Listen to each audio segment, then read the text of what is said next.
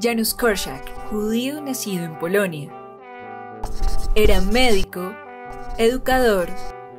y escritor. Janusz Korczak tomó la decisión de usar la educación como un medio para transformar a las personas y asimismo transformar el mundo. Korczak logró esa transformación tan deseada con 200 niños huérfanos en Varsovia, capital de Polonia, lugar que se encontraba siendo escenario de la terrible Segunda Guerra Mundial. Janusz Korczak logró que el orfanato fuera el lugar donde los niños minimizaran la realidad que se vivía en el exterior, formando desde el amor,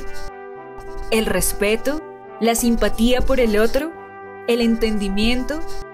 y el carisma. Lastimosamente, llegó el momento en el que un grupo de líderes de la Alemania nazi pidieron a Korczak que entregara a los niños que estaban bajo su custodia para llevarlos a un campo de concentración, aunque él tenía la posibilidad de ser liberado.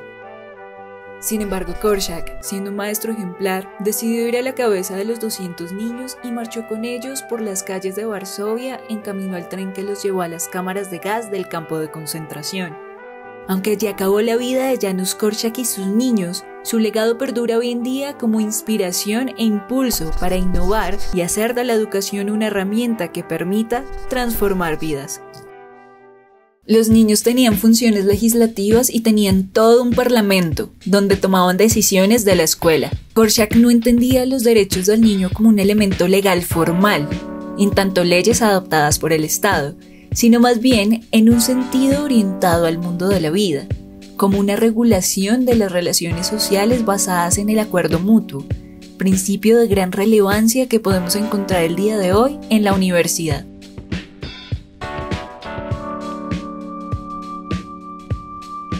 Los trataba como iguales, creía en el contacto directo del maestro con los estudiantes, junto con una relación basada en el amor y en el respeto, teniendo en cuenta las capacidades del niño.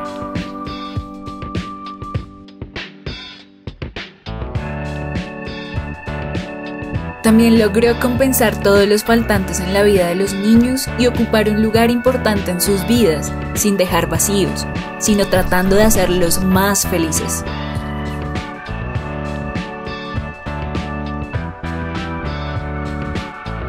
¿Qué harían ustedes en la situación de Korczak?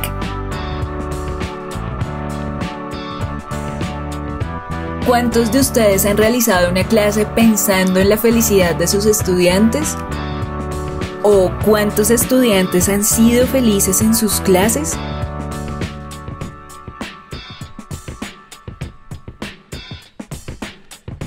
¿Cuántos de ustedes procuran la formación integral de sus estudiantes? ¿Cuántos de ustedes sienten que sus profesores procuran una formación integral?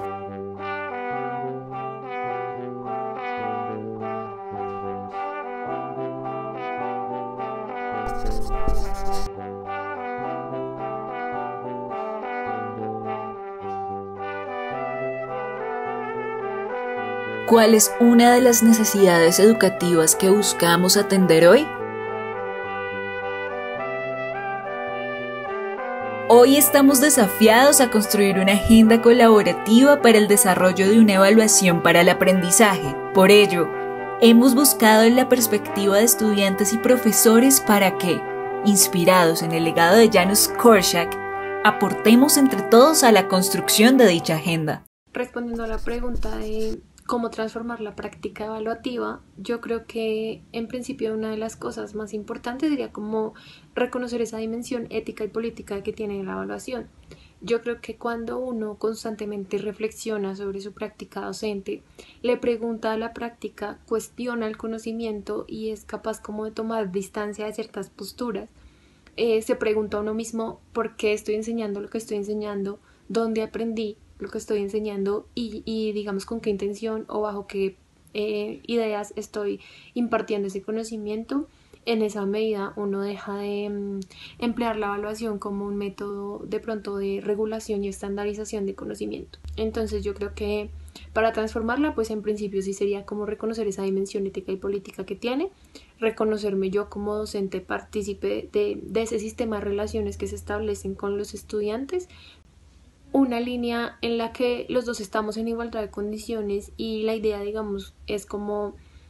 revisar esos logros, esos propósitos de enseñanza que se trazaron desde un principio y cómo se puede modificar. Creo también que esa transformación de la práctica evaluativa requiere mucho de mirar como la situación y el contexto. Por ejemplo, en este momento que estamos en tiempos de pandemia, cuando uno planea la evaluación y los logros alcanzar a lo largo del año, por ejemplo, también tiene que mirar cómo van cambiando ese contexto, esas situaciones, incluso como esa subjetividad de los niños. Y creo que cuando uno está en la disposición de cambiar esa práctica y decir, bueno, los ideales eran estos, pero dadas las condiciones vamos a irlo transformando, vamos a irnos ajustando, vamos a ir cambiando cosas, creo que esa práctica evaluativa puede ser mucho mejor y más significativa. Creo que lo importante sería que la práctica fuera reflexiva, ética y política, pero que además esté en disposición de cambio y de transformación constantemente. Y que además sea propositiva, como que todo ese proceso de aprendizaje de los niños sea también mediador de lo que se planea para la práctica evaluativa. En cuanto a la innovación de la evaluación del aprendizaje, considero que se debe tener en cuenta no solo el criterio del docente, sino también del estudiante.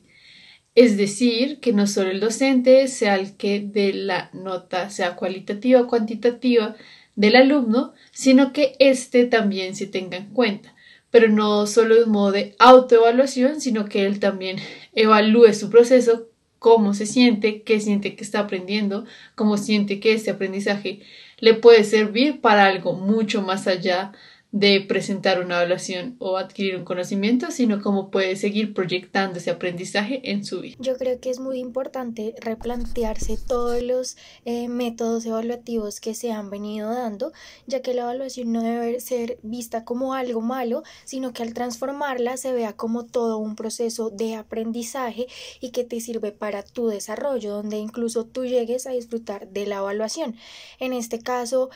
procesos evaluativos que no tengan que ser necesariamente con una hoja y lápiz o preguntas cerradas, sino que el docente pueda llegar a evaluar por medio de las experiencias, por medio de las acciones que realizamos día a día, que pueda ver en los niños cómo van avanzando. Y para esto es muy importante que el docente conozca la necesidad que tiene cada uno de sus estudiantes, las debilidades que tienen y también las cualidades en las cuales el docente debe ir trabajando. Es muy importante que el docente tenga esta interacción con sus estudiantes y conozca el proceso individual de cada uno para que de esta manera sepa qué evaluar y de esta manera ir evaluando el progreso y el desarrollo que van teniendo, la mejora de sus debilidades y asimismo cómo han ido potenciando más las cualidades que tienen, y esto se puede hacer desde la observación, desde trabajos en grupo, desde las mismas acciones, retroalimentaciones, pero no necesariamente tiene que ser asustando a los niños de que se va a poner una nota, sino de que lo vean como un proceso donde el profesor está haciendo un acompañamiento, donde equivocarse también está bien porque de esto se va a aprender y que es un desarrollo que se va a ir dando paso a paso, pero no buscando una nota, sino buscando que el progreso del niño o la niña se dé adecuadamente. La evaluación se puede transformar en el sentido de que se le deje de atribuir una cantidad como numérica a los procesos de los niños, de las niñas o bueno, de cualquier sujeto que se encuentre como en los contextos educativos y más bien se le atribuya una retroalimentación, un argumento, razones, pues que posibiliten que el sujeto pueda ver como su mejoría, ver cuáles son sus fortalezas y como que a partir de ahí de un pensamiento crítico, argumentativo, pues se pueda como construir un sistema de evaluación. ¿Y cuál sería tu propuesta para innovar en la evaluación del aprendizaje?